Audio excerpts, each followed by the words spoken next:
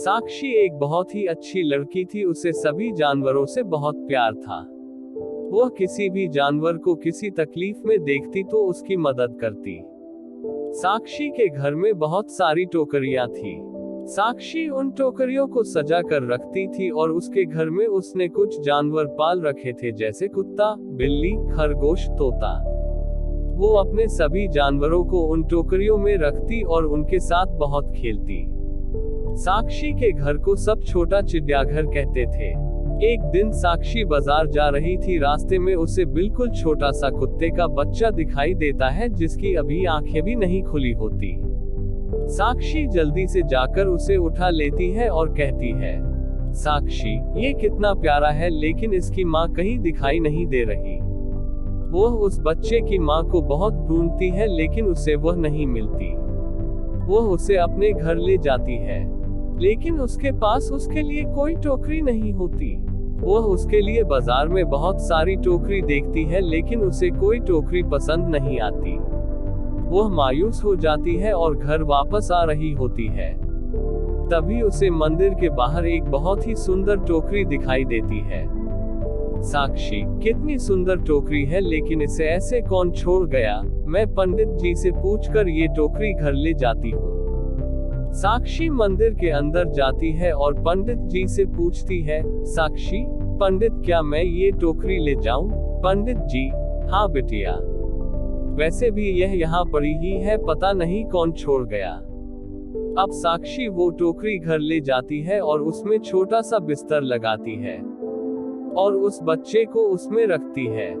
जैसे ही वह बच्चे उस टोकरी में जाता है, वह इंसानों की भाषा में बात करने लगता है और बाहर आते ही फिर से वैसा हो जाता है।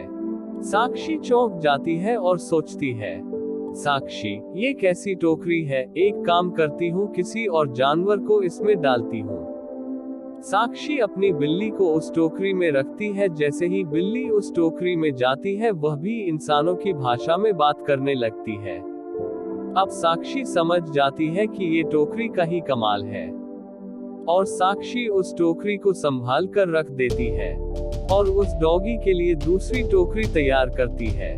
लेकिन जब भी साक्षी को किसी जानवर से बात करनी होती है, साक्षी उन्हें उस टोकरी में डाल देती है। साक्षी को बहुत अच्छा लगता है जब जानवर साक्षी को जब अपने मन की बात बताते हैं।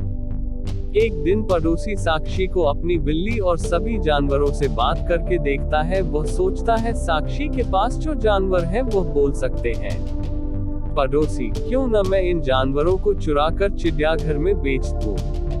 मुझे बहुत सारे पैसे मिलेंगे, क्योंकि बोलने वाले जानवर किसी ने देखे ही नहीं होंगे। अब पड़ोसी साक्षी के जानवरों को चुराने का प्लान बना लेता है और गलती से उस दिन साक्षी उस जादुई टोकरी को जानवरों के पास ही भूल जाती है।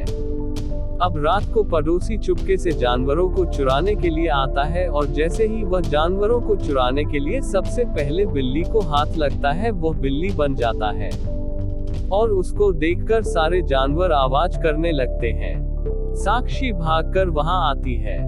साक्षी, क्या हुआ? तुम सब इतना तेज क्यों चिल्ला रहे हो?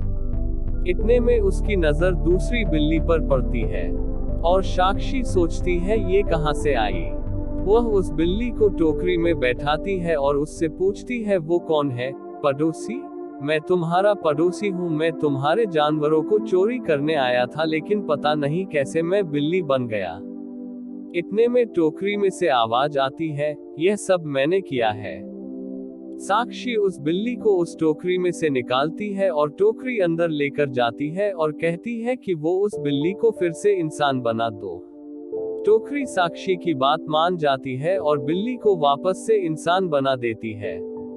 पड़ोसी साक्षी से माफी मांगता है और कहता है, पड़ोसी, मुझे माफ कर दो, अब मैं कभी ऐसा नहीं सोचूंगा और ये बात किसी को नहीं बताऊंगा। साक्षी उसे जाने देती है और उस टोकरी को सुरक्षित रख देती है।